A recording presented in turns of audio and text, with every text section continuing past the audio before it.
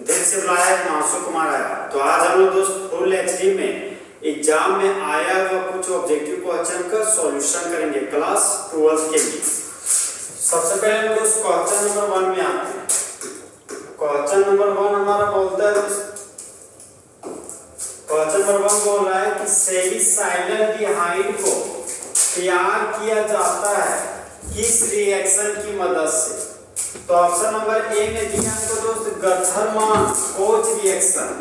तो हम लोग जानते हैं कि गथरमान कोच रिएक्शन में बेंजोडिहाइड बनता है। तो ऑप्शन नंबर ए हमारा सही नहीं होगा। ऑप्शन नंबर बी दिया जो सेंट मेयर रिएक्शन। तो हम लोग जानते हैं कि सेंट मेयर रिएक्शन में प्रोडक्ट के रूप में क्लोरोबेंजीन और ब्रोमोबेंजीन बनता है। तो ऑप्शन नंबर बी भी हमारा सही नहीं है। अब हम दोस्तों ऑप्शन नंबर सी में आते हैं। ऑप्शन नंबर सी हमारा रायमंड-टायमन रिएक्शन। तो रायमंड-टायमन रिएक्शन में ही हमारा प्रोडक्ट के रूप में सेलिसाइलडिहाइड बनता है।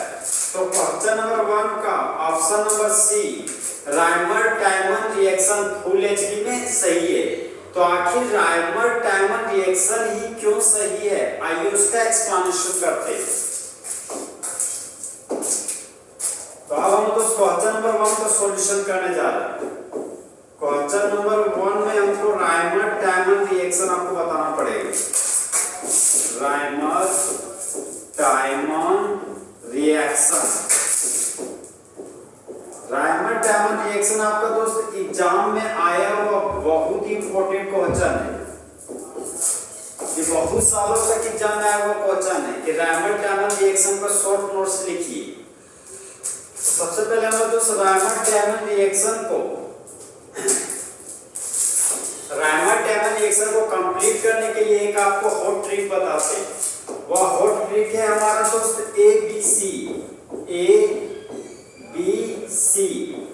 ए का मतलब हो गया हमारा दोस्त एसिड, बी का मतलब हो गया हमारा बेस और सी का मतलब हो गया हमारा दोस्त क्लोरोफॉर्म। और क्लोरोफॉर्म का फॉर्मूला होता है CH3।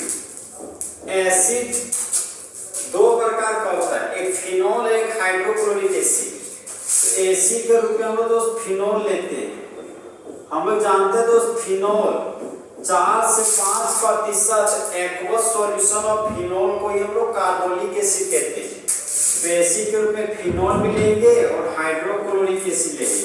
फिर बी से हमारा दोस्त बेस है, तो बेस के रूप में लेंगे हम लोग सोडियम हाइड्रोक्साइड जिसका फॉर्मूला हो गया NaOH। फिर हम लोग सी से हो गया क्लोरोफॉर्म, फिर हम लोग क्लोरोफॉर्म को भी लेंगे। और दोस्त रिएक्शन में आ रहे हैं तो रायमंड-टायमन रिएक्शन में दोस्त सबस्ट्रेट के रूप में फिनोल लिया जाता है। तो ये हो गया हमारा बेंजीन का रिंग और बेंजीन के रिंग पर लगा दिया अल्कोहल फंक्शन ग्रुप। तो इस कंपाउंड का नाम हो गया हमारा फिनोल। तो यहाँ पर हम लोग देख सकते हैं दोस्त एसिड के रूप में फिनोल लिए, फिर बेस के रूप में सोडियम हाइड्रोक्साइड और क्लोरोफॉर्म लेंगे। तो यहाँ पर दोस्त क्लोरोफॉर्म और सोडियम हाइड्रोक्साइड को लिए। फिर यहाँ पर हम लोग देख सकते हैं दोस्त क्लोरोफॉर्म के बाद जब फिर बेस में जाएंगे तो हाइड्रोक्लोरिक एसिड भी लेना पड़ेगा। तो यहाँ पर फिर सेकेंड स्टेप में ले लिए हाइड्रोक्लोरिक एसिड और यह जो रिएक्शन है वह 343 केल्विन पे होता है। तो यहाँ पर दोस्त 343 केल्विन भी लिखना होगा।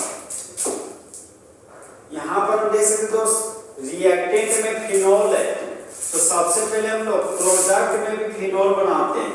ये हो गया हमारा बेंजीन का रिंग और बेंजीन के रिंग पर लगा दिए अल्कोहल फंक्शन ग्रुप। ये हो गया फिनोल। लेकिन रायमंड-टायमन रिएक्शन में क्या होता है दोस्त, फिनोल के ऑर्थो पोजीशन पर जुड़ जाता है एल्डिहाइड फंक्शन ग्रुप। तो इस कंपाउंड का नाम हो जाता है ऑर्थो सेलिसाइलडिहाइड। तो इस ऑर्गेनिक कंपाउंड का नाम हो गया हमारा दोस्त ऑर्थो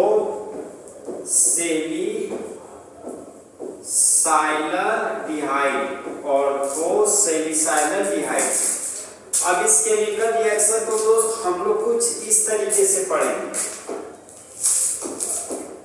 जब फिनॉल का रिएक्शन क्लोरोफॉर्म और सोडियम हाइड्रोक्साइड के साथ करते हैं 343 केल्विन टेम्परेचर पर, फिर सेकेंड स्टेप में हम लोग हाइड्रोक्लोरिक एसिड के साथ रिएक्शन करते हैं, तब प्रोडक्ट के रूप में ऑर्थोसेलिसैल्डिहाइड बनता है और होने वाले रिएक्शन को हम लोग राइमर टाइमर रिएक्शन कहते हैं।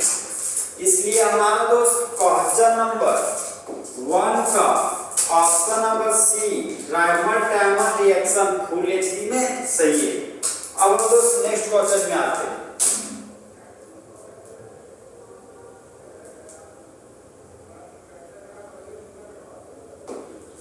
नेक्स्ट क्वेश्चन हमारा दोस्त क्वेश्चन नंबर 2।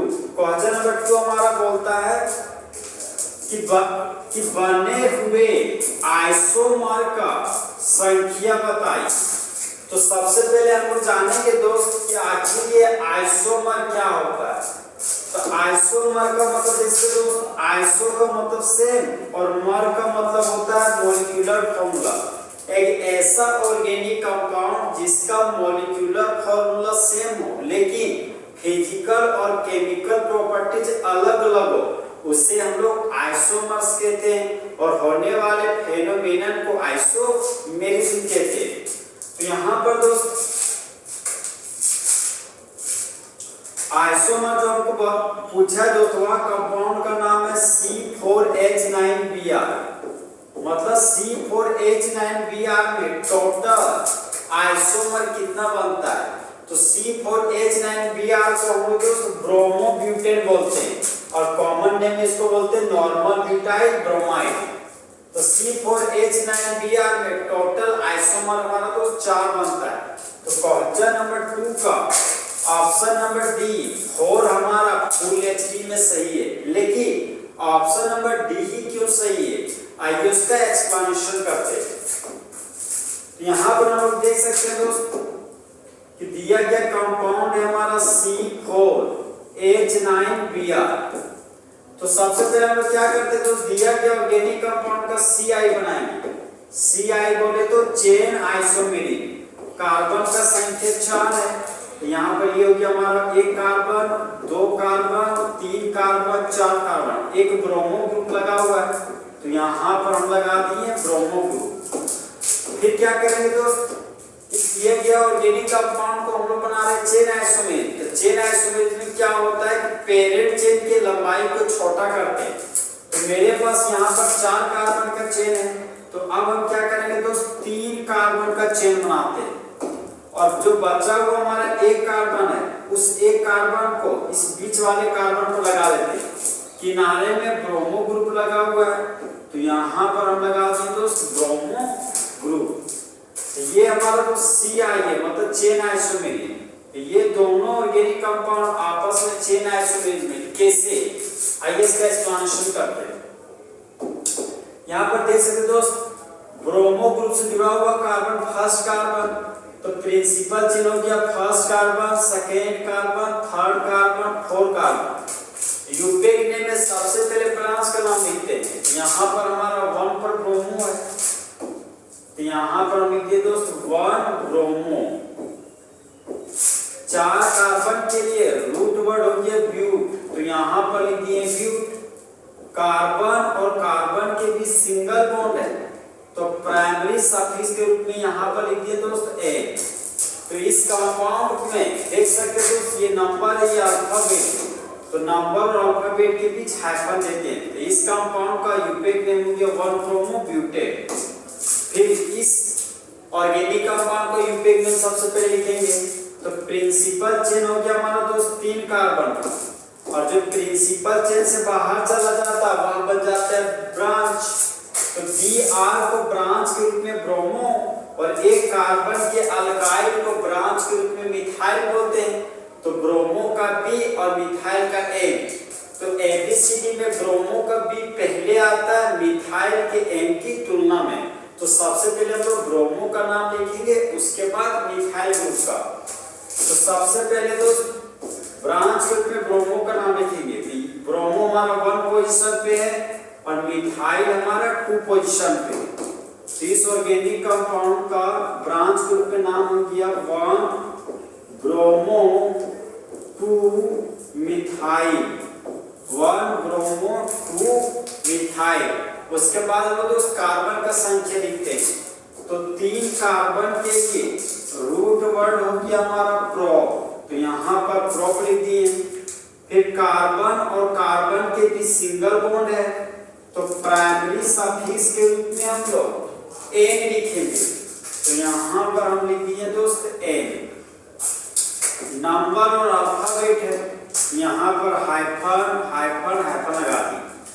देख सकते हैं दोस्त हम लोग यहाँ पे कि दोनों ऑर्गेनिक कंपाउंड में 4 कार्बन 4 कार्बन। इस दोनों ऑर्गेनिक कंपाउंड में एक ब्रोमो ग्रुप है।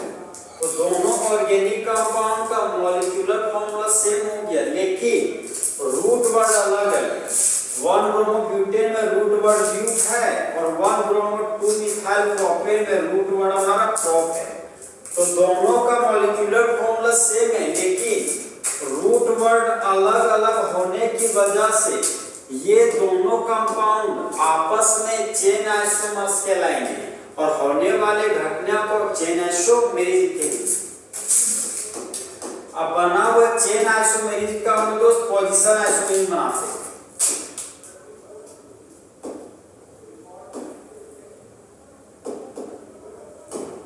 अब इस कंपाउंड का पीआई बनाएंगे। पीआई बोले तो position isomerism.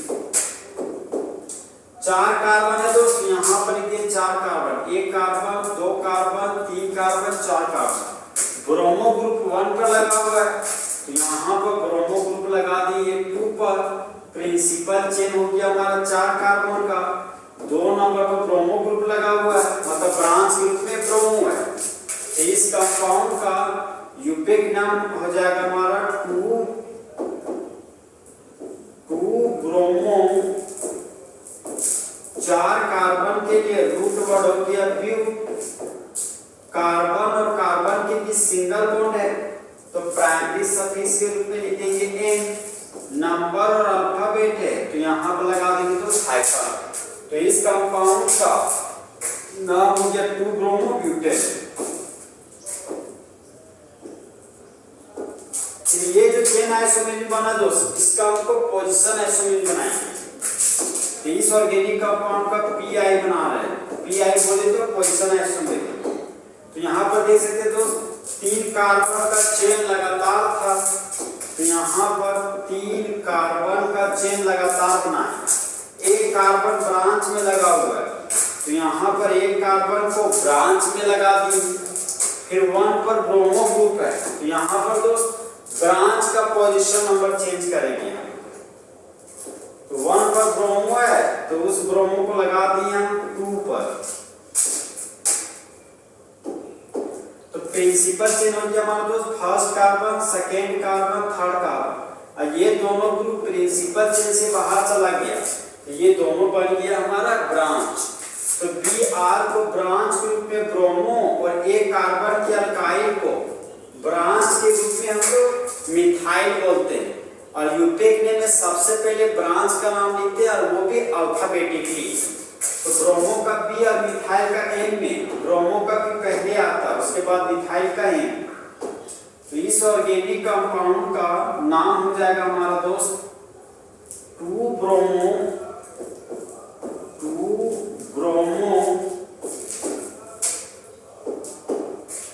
2 methyl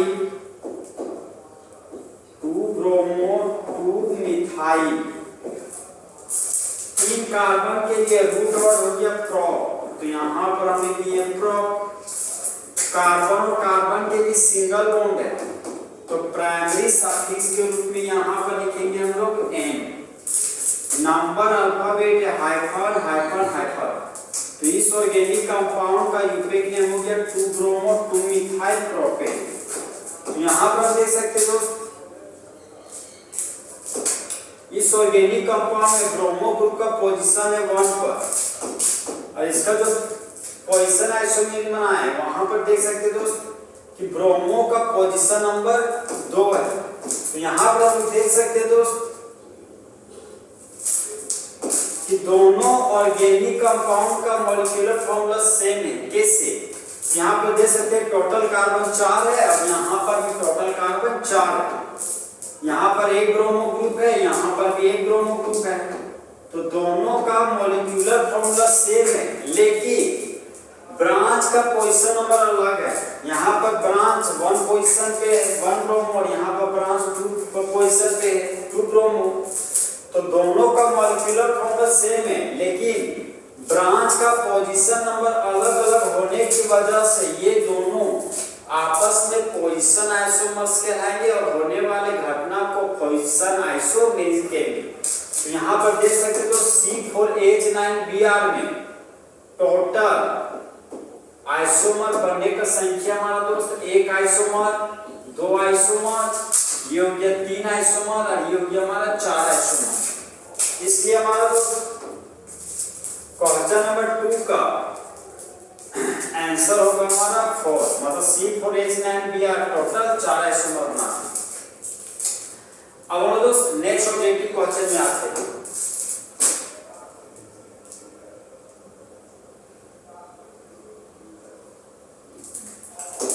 next objective question बताने से पहले दोस्त एक मस्त शायरी सुनाते हैं कि ताकते रहते तुमको शाम सवेरे, नैनों में बसे हैं जैसे नैन ये तेरे, तेरे मस्त मस्त दो नैन, हिमांशु कुमार का दिल का ले गए छेद।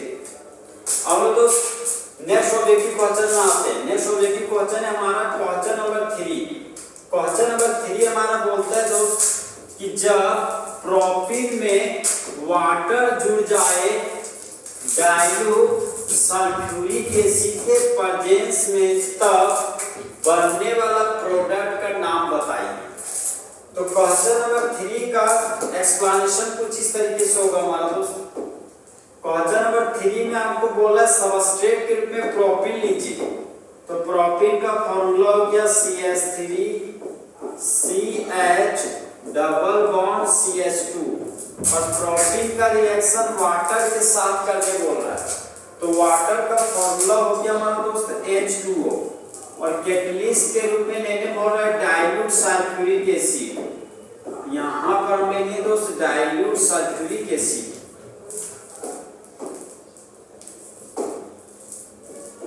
तो सबसे पहले जानेंगे दोस्त ये डाइल्यूट सल्फ्यूरिक एसिड होता क्या है। देखिए दोस्त, एक हाथ में सल्फ्यूरिक एसिड है, दूसरा हाथ में पानी। तो जब सल्फ्यूरिक एसिड का मात्रा कम हो और पानी का मात्रा ज्यादा हो तो उस कंपाउंड को हम लोग बोलते हैं डाइल्यूट सल्फ्यूरिक एसिड। तो देखिए दोस्त, जिस तरह लड़की लोग का दिल टूटता है उसी तरह हिमांशु कुमार का बॉन्ड टूटता है। तो सबसे पहले हम दोस्त वाटर के बीच बॉन्ड तोड़ेंगे। तो हम लोग जानते हैं कि मेरे क्लास के 2 कंपोनेंट है बॉयज एंड गर्ल्स, उसी तरह वाटर को तोड़िएगा तो 2 कंपोनेंट प्राप्त होगा। पहला कंपोनेंट का नाम है H+, दूसरा कंपोनेंट का नाम है OH-, जहां पर H+ को हाइड्रोजन आयन और OH- को हाइड्रोक्साइड आयन पढ़ते हैं। वाटर को तोड़ेंगे दोस्त कुछ इस तरीके से प्राप्त होगा। फिर देखिए दोस्त, ये हमारा डबल बॉन्ड से जुड़ा हुआ कार्बन है। तो डबल बॉन्ड से जुड़े हुए कार्बन को हम लोग विनाइलिक कार्बन बोलते हैं। तो मेरा फोकस दोस्त विनाइलिक कार्बन पे। तो विनाइलिक कार्बन में होता क्या है कि विनाइलिक कार्बन से जुड़ा हुआ यहाँ पर 2 हाइड्रोजन है, यहाँ पर 1 हाइड्रोजन है। तो विनाइलिक कार्बन में जिधर हाइड्रोजन का संख्या ज्यादा होता है उधर ही पाई बॉन्ड हमारा शिफ्ट कर जाता है। तो यहाँ पर 2 हाइड्रोजन या 1 हाइड्रोजन है, हाइड्रोजन का संख्या ज्यादा होने की वजह से पाई बॉन्ड हमारा राइट साइड में शिफ्ट कर गया। तो एरो का हेड किया तो इस कार्बन के मुंडी पर नेगेटिव चार्ज डेवलप हुआ और एरो का टेल इस कार्बन के पास गया तो इस कार्बन के मुंडी पर पॉजिटिव चार्ज डेवलप हुआ। फिर यहाँ पर हम देख सकते हैं दोस्त, ये जो बॉन्ड है, ये जो हमारा एक पाई बॉन्ड है वो डिसोसिएट हो चुका है। तो यहाँ पर बचा CH3 सिंगल बॉन्ड CH। तो यहाँ पर प्रोडक्ट में लिखी है CH3 सिंगल बॉन्ड CH। फिर आगे देखें तो सिंगल बॉन्ड और CH2 है यहाँ पर लिखा। तो यहाँ पर हम लिखी है सिंगल बॉन्ड CH2। फिर यहाँ पर हम लोग देख सकते हैं दोस्त, ये नेगेटिव चार्ज इस पॉजिटिव चार्ज को देखकर गाना गाती है। बोलती मैं कब से हूँ सैया रेडी तैयार, चिपका ले मुझे फेविकॉल से। तो ये नेगेटिव चार्ज इस पॉजिटिव चार्ज के साथ जुड़कर बना लेता है बॉन्ड। तो यहाँ पर CH प्लस माइनस आपस में उनका बॉन्ड बना लिया और CH पर आ गया अल्कोहल कंपाउंड। फिर यहाँ पर देख सकते दोस्त, यहाँ पर नेगेटिव चार्ज है, यहाँ पर पॉजिटिव चार्ज। तो ये नेगेटिव और पॉजिटिव आपस में जुड़कर बॉन्ड बना देगा। तो CH2 में एक और हाइड्रोजन आएगा, तो CH2 बन जाएगा हमारा CH3। तो यहाँ पर लिखिए तो CH3। अब दोस्त इसी रिएक्शन को दोस्त कुछ इस तरीके से भी हम लोग पूरा कर सकते हैं। यहाँ पर देख सकते दोस्त डबल बॉन्ड था तो डबल बॉन्ड दे दिए। हमारा फोकस वहां पर रहेगा जहाँ पर हाइड्रोजन का संख्या कम। एक डायलॉग हुआ करता था दोस्त कि मुझे अपनों ने लूटा, गैरों में कहाँ दम था, मेरी किस्मत तो वहीं डूबी जहाँ पानी कम था। ये जो रिएक्शन पूरा हो रहा है दोस्तों, वह रिएक्शन हमारा मार्कोनिकोव रूल से पूरा हो रहा है। एम्प्टी रूल से मतलब मार्कोनिकोव रूल से इस रिएक्शन को पूरा कर। तो इसी तरह इस रिएक्शन को कुछ इस तरीके से बोलेंगे कि मुझे मार्कोनिकोव ने बताया औरों में कहाँ दम था, नेगेटिव पार्ट को वहां जोड़ा जहां पर हाइड्रोजन कम था। ये प्लस और ये माइनस आपस में जुड़कर बॉन्ड बना लिया, यहाँ पर अल्कोहल फंक्शनल ग्रुप CH के पास जुड़ गया। अब दोस्तों इस ऑर्गेनिक कंपाउंड को नाम लिखते हैं। तो देख सकते दोस्तों, एक कार्बन, दो कार्बन, तीन कार्बन। कार्बन का संख्या 3 है, तो रूट वर्ड हो जाएगा हमारा प्रो। तो रूट वर्ड लिख दिए प्रो। डबल बॉन्ड के लिए प्राइमरी सफिक्स के रूप में लिखते हैं ई। तो इस ऑर्गेनिक कंपाउंड का यूपेक नेम हो गया हमारा प्रोपीन। यहाँ पर प्रिंसिपल चेन हो गया हमारा first carbon, second carbon, third carbon. तो 3 कार्बन के लिए रूट वर्ड हो गया प्रो। कार्बन और कार्बन के बीच सिंगल बॉन्ड है, तो प्राइमरी सफिक्स के रूप में लिखिए एन। और 2 पर अल्कोहल फंक्शनल ग्रुप लगा हुआ है, तो अल्कोहल फंक्शनल ग्रुप के लिए सेकेंडरी सफिक्स के रूप में ऑल लिखते हैं। तो यहाँ पर हम लिखे तो 2 ऑल। अल्फाबेट नंबर है तो हाइफन लगा दी। तो इस केमिकल रिएक्शन को दोस्त हम लोग कुछ इस तरीके से पढ़ेंगे कि जब प्रोपीन का रिएक्शन वाटर के साथ करते हैं कैटलिस्ट के रूप में डाइल्यूट सल्फ्यूरिक एसिड को लेने पर मार्कोनिकोव रूल के अनुसार, तब मेन प्रोडक्ट के रूप में प्रोपेन 2 बनता है। तो क्वेश्चन नंबर 3 का option number B. Option number B से देखते दोस्त, इस ऑर्गेनिक कंपाउंड का नाम है प्रोपेन 2। क्वेश्चन नंबर 3 का ऑप्शन नंबर बी प्रोपेन 2 और हमारा फुल एचडी में सही है। अब दोस्त नेक्स्ट ऑब्जेक्टिव क्वेश्चन में आते हैं।